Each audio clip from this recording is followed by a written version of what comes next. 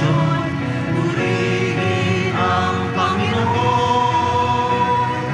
Viva o Jesus Nazareno, awit ng papuri, alay namin sa iyo.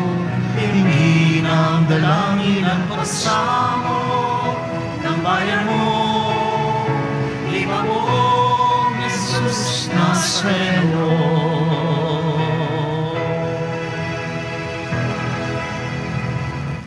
Simulan po natin ang pagdiriwang sa ngalan ng Ama at ng Anak at ng Espiritu Santo. Amen. Ang pagpapala ng ating Panginoong Jesucristo, ang pag-ibig ng Diyos Ama at ang pagkikipagkaisa ng Espiritu Santo naway sumainyong lahat. At sumaiyo rin. Mga kapatid, tayo ngayon ay natitipon bilang isang mag-anak ng Diyos sa pagdiriwang ng banal na Eucharistia. At upang tayo po ay maging karapat-dapat gumanap sa banal na pagdiriwang na ito, alalahanin po natin ang ating mga pagkukulang at nagawang pagkakasala at buong kababaang loob po tayong humiling ng awa at pagpapatawad mula sa Diyos.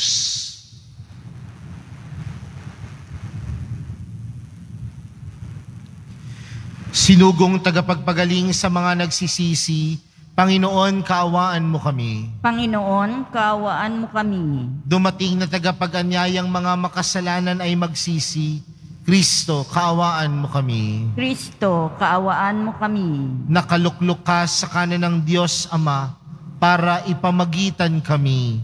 Panginoon, kaawaan mo kami. Panginoon, kaawaan mo kami. Kaawaan tayo ng makapangyarihang Diyos. Patawarin tayo sa ating mga kasalanan at patnubayan tayo sa buhay na walang hanggan. Amen. Manalangin tayo. Ama naming makapangyarihan, niloob mong akuin ng iyong anak ang krus at kamatayan upang ang sangkatauhay matubos at mabuhay. Ang pag-ako namin sa krus at kamatayan dito sa lupa, ayon sa diwa ng pagsunod sa iyong loob na ginanap ng iyong anak, ay magpakindapat nawang aming kamtin ang lubos na katubusan at pagkabuhay sa iyong piling sa pamagitan ni Jesucristo kasama ng Espiritu Santo magpa sa walang hanggan. Amen. Magsiupo muna ang lahat. Ang simula ng aklat ni Ruth. Nang ang Israel ay pinamumunuan ng mga hukom, nagkaroon ng tagutom sa buong bayan. Kaya't may isang lalaking taga Bethlehem, Huda, na sandali munang nanirahan sa Moab, kasama ang kanyang asawa at 2 anak na lalaki. Namatay si Elimelech at naiwan si Noemi. Ang 2 nilang anak ay nakapangasawa ng mga Moabita, sila Orpa at Ruth. Pagkalipas ng mga 10 taon, namatay naman sina Mahalon at Kilion, kaya't si Noemi ay naiwang ulila sa asawa at mga anak. Nabalitaan ni Noemi na ang kanyang bayan ay pinagkalooban ng Diyos na mabuting ani, kaya't humanda sila ng kanyang mga manugang nang umalis sa Moab. Hinagkan ni Orpa ang kanyang biyenan at tuluyang bumalik sa kanyang bayan. Ngunit nagpaiwan si Ruth. Sinabi ni Noemi kay Ruth, ang bilas mo'y nagbalik na sa kanyang bayan at sa kanyang mga Diyos. Umuwi ka na rin. Tumugon si Ruth, huwag na ninyong hininging iwan ko kayo. Hayaan na ninyo akong sumama sa inyo. Saan man kayo pumaroon, doon ako paroroon. Kung saan kayo tumira, doon din ako titira. Ang inyong bayan ang magiging aking bayan. Ang inyong Diyos ang aking magiging Diyos. Iyan ang nangyari kaya mula sa Moab ay nagbalik si Noemi kasama si Ruth, ang manugang niyang Moabita. Nang dumating sila sa Bethlehem, ay sinisimulan ng anihin ang sebada. Ang salita ng Diyos. Salamat sa Diyos.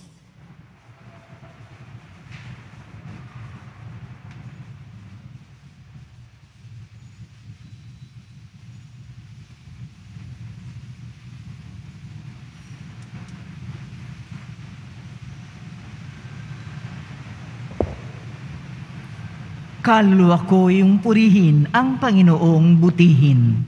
Kaluluwa ko'y yung purihin, ang Panginoong butihin. Mapalad ang tao na ang kanyang Diyos na laging katulong ay ang Diyos ni Jacob. Sa Diyos na Panginoon umaasang lubos, sa Diyos na lumikha niyong kalangitan ng lupa at dagat at lahat ng bagay. Kaluluwa ko'y yung purihin, ang Panginoong butihin. Ang maasahang lagi Panginoon, panig sa naapi ang Diyos na hukom, may pagkaing handa sa nangagugutom. Kaluluwa ko'y yung purihin, ang Panginoong butihin. Pinalaya niya ang mga nabihag, isinasauli, paningin ng bulag. Lahat ng inapi ay itinataas, ang mga hinirang niya'y nililingap. Kaluluwa ko'y yung purihin, ang Panginoong butihin. Isinasanggalang ang mga dayuhan, sa lupaan nila'y doon tumatahan. Tumutulong siya sa balot ulila, masamang balangkas pinipigil niya. Walang hanggang hari ang Diyos na poon, nabubuhay lagi ang Diyos mo, Sion. Kaluluwa ko'y yung purihin, ang Panginoong butihin. Magsitayo na po ang lahat.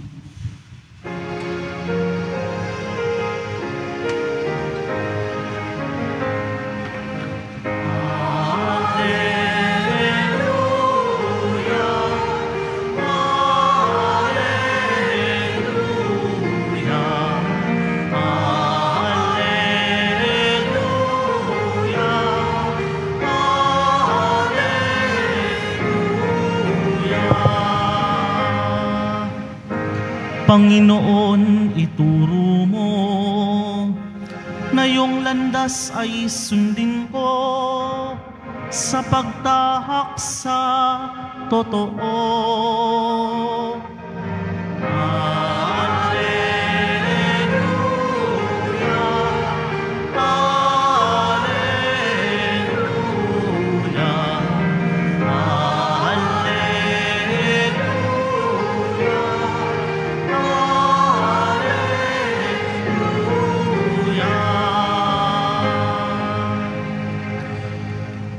Sumainyo ang Panginoon. At sumaiyo rin. Ang mabuting balita ng Panginoon ayon kay San Mateo. Papuri sa iyo, Panginoon.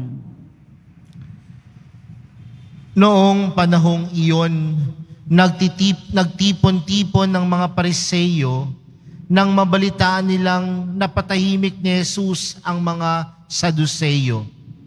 At isa sa kanila, isang dalubhasa sa kautusan ang nagtanong kay Jesus upang subukin ito. Guro, alin po ang pinakamahalagang utos sa kautusan? Sumagot si Jesus, ibigin mo ang Panginoong mong Diyos ng buong puso, ng buong kaluluwa, at ng buong pag-iisip. Ito ang pinakamahalagang utos. Ito naman ang pangalawa, ibigin mo ang iyong kapwa gaya ng iyong sarili. Sa dalawang utos na ito, nakasalalay ang buong kautusan ni Moises at ang turo ng mga propeta. Mga kapatid, ang mabuting balita ng Panginoon. Pinupuri ka namin, Panginoong Hesukristo. Magsiupo mo na ang lahat. Magandang gabi po sa inyong lahat. Palakpakan po natin ang ating mahal na pong Jesus Nazareno. Paano po ba nating matatawag ng isang tao ay tunay at tapat na Kristiyano? Paano po ba natin masasabi na yung katabi ninyo, tingnan ninyo, tapat ba yan at tunay na Kristiyano? Parang iba nag-aalinlangan, yung iba nagdadalawang isip, yung iba marahil hindi nila maintindihan. Marahil kapag sinabi natin ang isang tao ay Kristiyano, siya ay naniniwala kay Jesus bilang isang Diyos. Sasabihin din ng ilan, ako ay Kristiyano dahil ako ay nabinyagan. Pero sa araw na ito sa Ebanghelyo, may isang bagay na ipinapaalala at ipinapaintindi sa atin si Jesus. Na bilang isang Kristiyano, dapat ikaw ay marunong magmahal at umibig. Ikaw ay tinatawag na Kristiyano dahil kaya mong magmahal at umibig. Mga kapatid, sa ating Ebanghelyong napakinggan, isang Saduseyo ang nagtanong sa Panginoon. At anong tanong niya? Ano po ang pinakamahalagang utos? Dahil sa mga Hudyo, meron silang mahigit 10,000 batas, 10,000 utos. At yung 10,000 utos na ito, naging 600. Yung 600, naging 10. At ang tanong ng Saduseyo, ano po ang pinakamahalagang utos? At anong sabi ni Jesus? Ibigin mo ang Panginoong mong Diyos ng buong puso at ng buong kaluluwa at ng buong pag-iisip. Yun pala ang pinakamahalagang utos, pagmamahal sa Diyos. Pero mga kapatid, hindi natapos doon. Dahil ang sabi ng Panginoon, ang pangalawa, ibigin mo ang iyong kapwa gaya ng iyong sarili. Sa madaling salita, ang gustong ipaintindi sa atin ni Jesus, sa pag-ibig, dapat marunong tayong magmahal sa Diyos at magmahal sa kapwa. Ito po yung dalawang bagay na hindi natin pwedeng paghiwalayin. Bakit? Dahil una sa lahat, ang pagmamahal walang pinipili. Ang pagmamahal ay para sa lahat. Kaya hindi natin pwedeng sabihin, mahal ko ang Diyos, pero hirap na hirap ka namang mahalin ang iyong kapwa. At hindi natin pwedeng sabihin, nagmamahal ka naman ng kapwa, pero kinakalimutan mo ang Diyos sa iyong buhay. Dahil sa madaling salita, mga kapatid, kung paano natin mahalin ang Diyos, ganun din dapat natin mahalin ang ating kapwa. Baka kasi minsan, sa loob ng simbahan, lagi nating sasabihin, mahal na mahal kita, mahal na pong Jesus Nazareno, mahal na mahal kita, lahat ibibigay ko. Sa'yo, mahal na pong Jesus Nazareno. Pero baka naman pag uwi mo sa tahanan, hindi ka naman mabuting asawa, hindi ka naman mabuting ama, hindi ka naman mabuting kapatid, hindi ka naman mabuting anak. Dahil ang pagmamahal sa Diyos, tunay na ipapakita sa pagmamahal natin sa ating kapwa. At sa pagmamahal natin sa ating kapwa, tunay nating ipinaparating sa Diyos kung gaano natin siya kamahal. Kaya nga mga kapatid, sa araw na ito, yan ang ipinapaalala sa atin ng Panginoon. Bilang isang Kristiyano, hindi ka lamang binyagan. Bilang isang Kristiyano, tinatawag kang magmahal. Dahil walang Kristiyanong hindi marunong magmahal. At anong klaseng pagmamahal? Pagmamahal ng Diyos. At paano bang ipinaramdam ng Diyos ang kanyang pagmamahal sa atin? Ibinigay niya ang kanyang nag-iisang anak. Paano ba ipinaramdam ng mahal na pong Jesus Nazareno ang pagmamahal niya sa ating lahat? Ibinigay ang buong sarili. Kasi ang tunay na pagmamahal, hindi lang yan patwitams-twitams. Hindi lang yan sa salita. Hindi lang yan sa text. Hindi lang yan sa mga messages natin. Ang tunay na pagmamahal, ipinaparamdam, ipinapakita, at ipinapadama sa Diyos at sa kapwa. Mga kapatid, bilang isang Kristiyano, bakit ba natin kailangang magmahal? Alam niyo po kung bakit? Dahil una na tayong minahal ng Diyos. Bakit ba natin kailangang mahalin ang kapwa natin? Dahil lagi tayong nakakaramdam ng pagmamahal mula sa Diyos.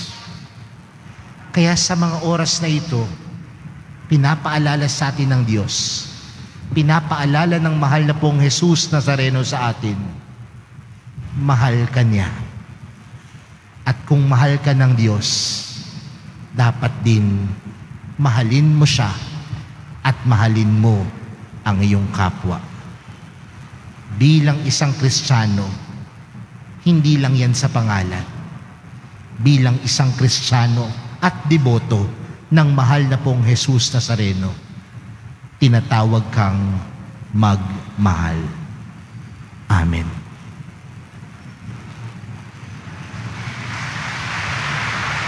Magsitayo na po ang lahat.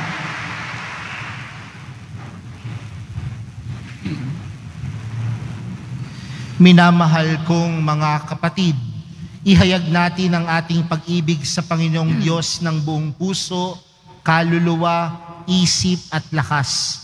Ihayag natin ang ating mga panalangin ng may pag-ibig sa ating kapwa, tulad ng ating paggalang at pagpipitagan sa ating mga sarili. Ang ating panalangin, Panginoon, umunlad nawa kami sa iyong pag-ibig. Panginoon, umunlad nawa kami sa iyong pag-ibig. Ang simbahan, sa pamamagitan ng kanyang mga pinuno, naway umakay sa mga sumasampalataya sa mas malalim na kaalaman at pag-ibig ng Diyos. Manalangin tayo. Panginoon, umunlad nawa kami sa iyong pag-ibig. Ang mga namumuno sa atin, naway gawing gabay ng pagsunod sa batas ng Diyos. Manalangin tayo. Panginoon, umunlad nawa kami sa iyong pag-ibig.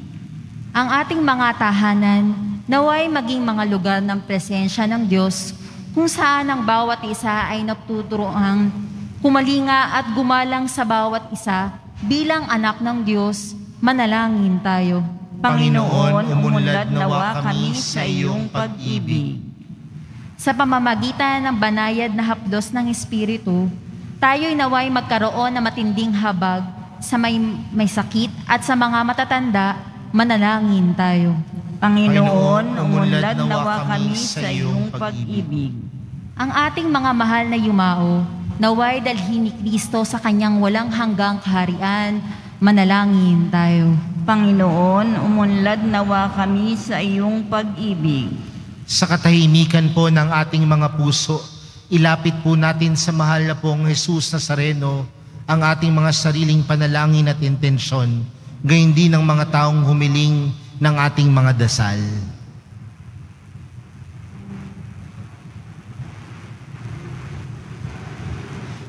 Panginoong Diyos, ibinunyag mo sa amin ang iyong kalooban sa pamagitan ng iyong mga utos. Ngayong aming dinadala sa iyo ang aming mga kahilingan, bigyan mo kami ng biyaya na maisabuhay ang iyong mga utos. Hinihiling namin ito sa pamagitan ni Kristong aming Panginoon. Amen. Magsiupo muna ang lahat.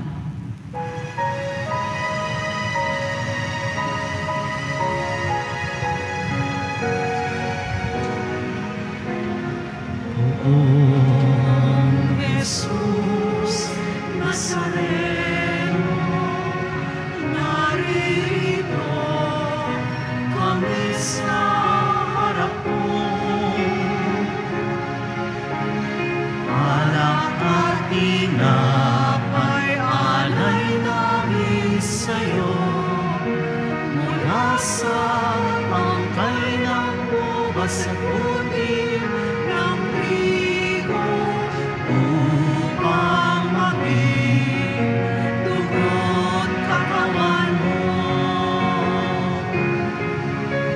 Jesus Nazareno, hanap at tinapay sa tanan ay nagbibigay buhay.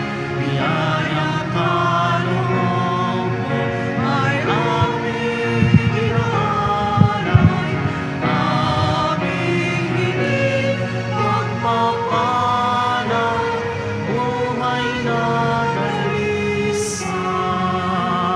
Magsitayo na po ang lahat. Manalangin kayo mga kapatid upang ang paghahain natin ay kalugdan ng Diyos amang makapangyarihan. Tanggapin nawa ng Panginoon itong paghahain sa iyong mga kamay, sa kapurihan niya at karangalan, sa ating kapakinabangan at sa buong sambayanan niyang banal.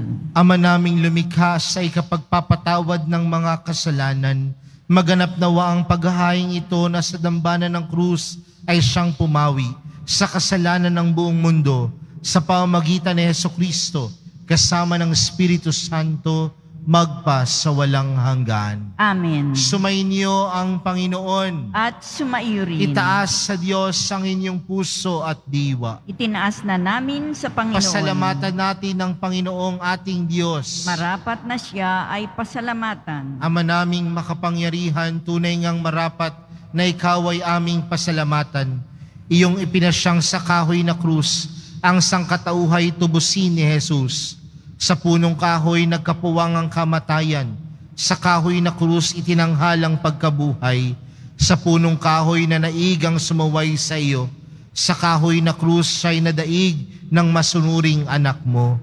Kaya kaisa ng mga anghel na nagsisiawit ng papuri sa iyo, nang walang humpay sa kalangitan, kami nagbubunyi sa iyong kadakilaan.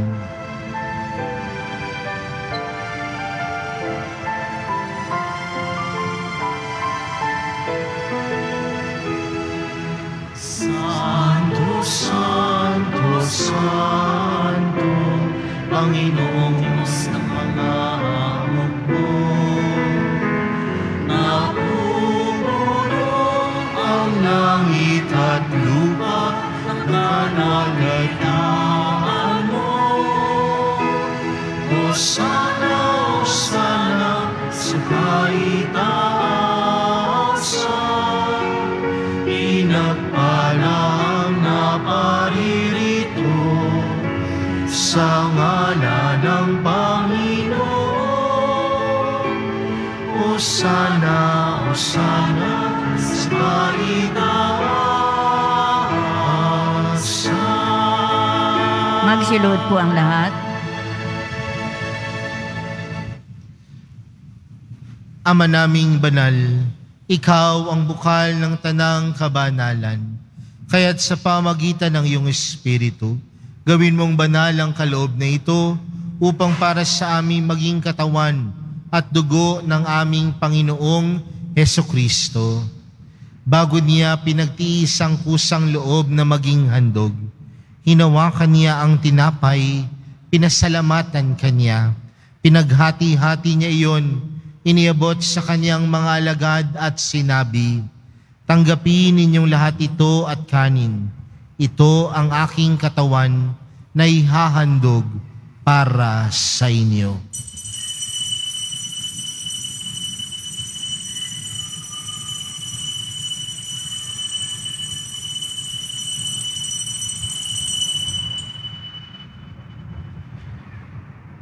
Gayon din naman noong matapos ang hapunan, hinawakan niya ang kalis, muli kanyang pinasalamatan.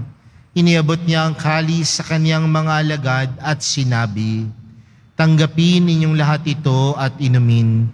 Ito ang kalis ng aking dugo, ng bago at walang hanggang tipan. Ang aking dugo na ibubuhos para sa inyo at para sa lahat, sa ikapagpapatawad ng mga kasalanan.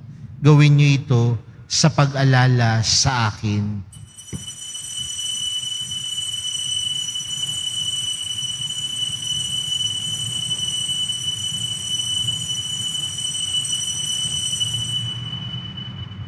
Magsitayo na po ang lahat.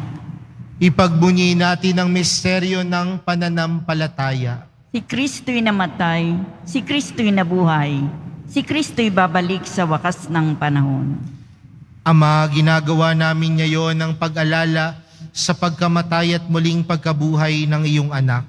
Kaya't inaalay namin sa iyo ang tinapay na nagbibigay buhay at ang kalis na nagkakaloob ng kaligtasan. Kami nagpapasalamat dahil kami iyong minarapat na tumayo sa harap mo para maglingkod sa iyo. Isinasamo namin kaming magsasalo-salo sa katawan at dugo ni Kristo ay mabuklod sa pagkakaisa sa pamamagitan ng Espiritu Santo. Ama, lingapin mo ang iyong simbahang laganap sa buong daigdig.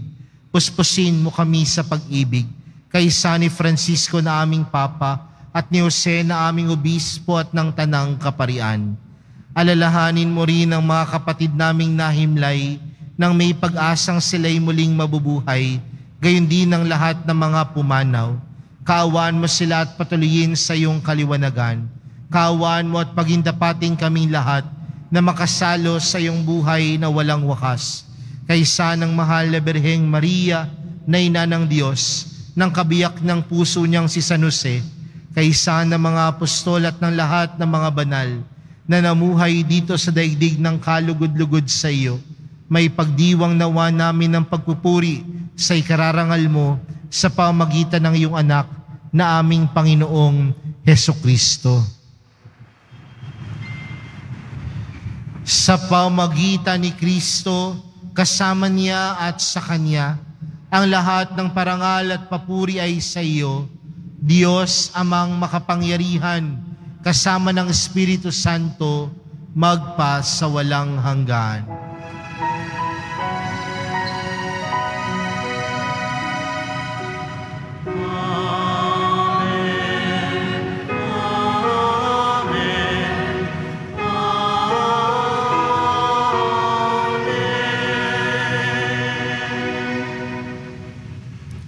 Lumapit po tayo sa Ama natin sa langit sa panalangin itinuro sa atin ni Jesus.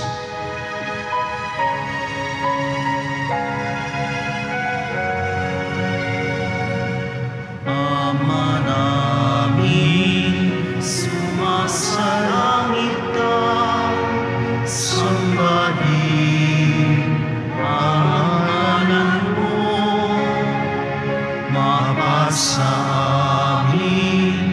ang kaharian mo, sundin ang loob mo dito sa lupa para ng sa langit. Bigyan mo kami ngayon ng aming kakanin sa araw-araw,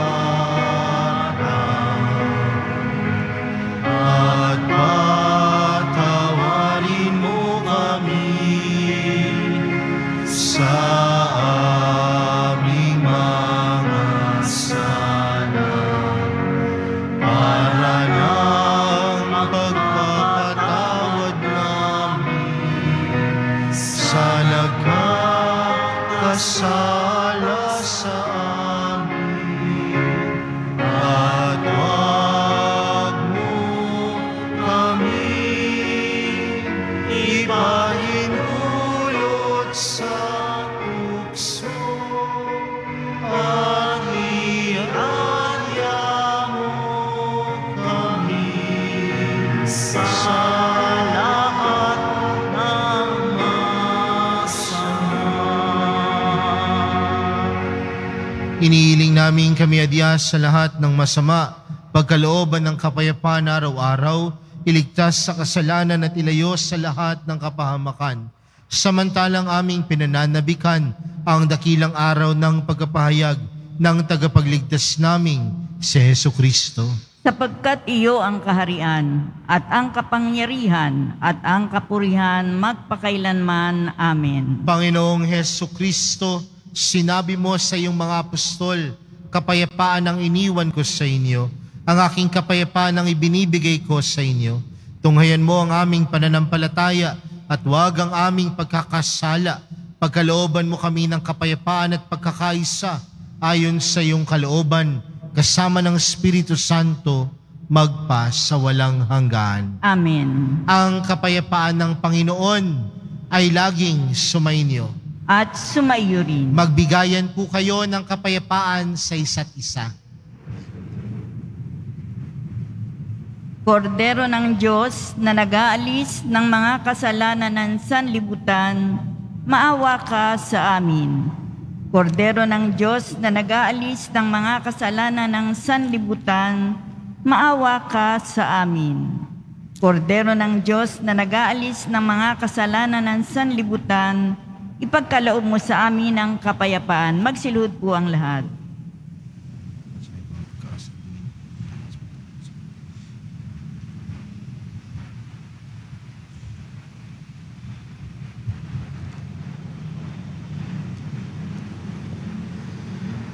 Mga kapatid, narito si Jesus, ang Diyos ng pag-ibig. Siya ang kordero ng Diyos, siyang nag-aalis ng kasalanan ng sanlibutan.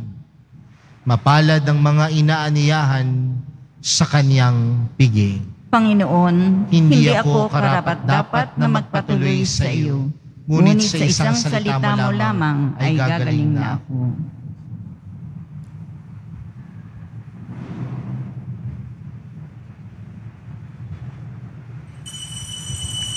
Para sa lahat ng tatanggap ng banal na komunyon, sasagot po tayo ng amin pagkasabi ng pari o ng lay minister ng katawan ni Kristo at isubo agad sa bibig bago umalis sa harapan ng pari o lay minister. Sumunod pa po tayo. Maraming salamat po.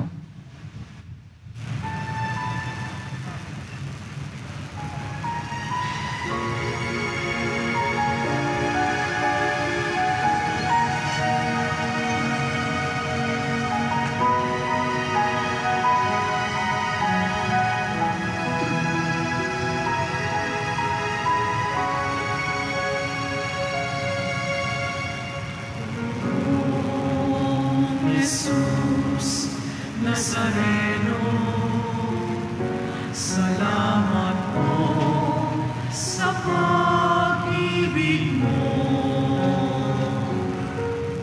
Ang buhay mo'y inialay, sa krus ay namatay, upang kami ay mabuhay.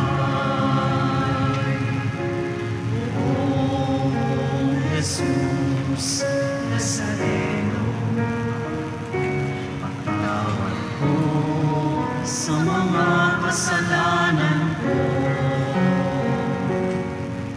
Ang buhay ko'y iaalay, ang lahat ay ibibigay.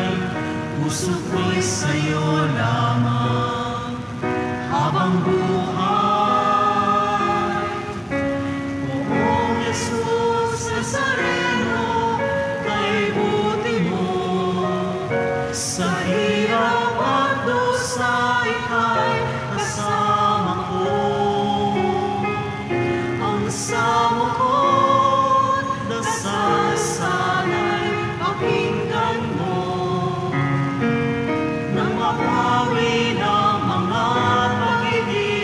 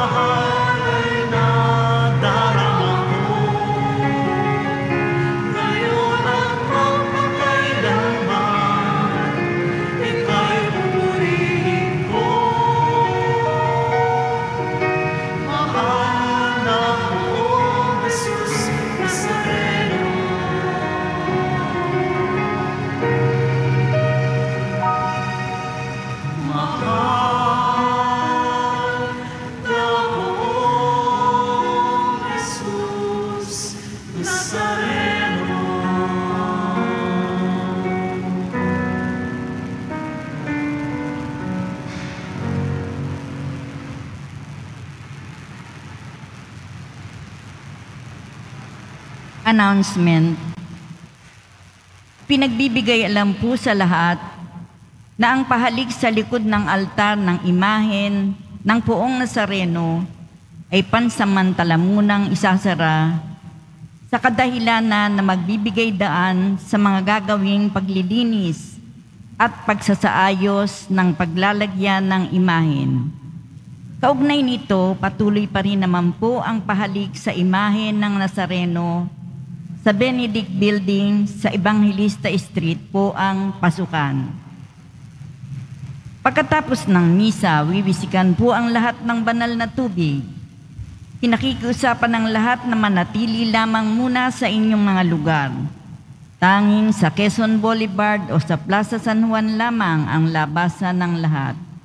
Sumunod po tayo.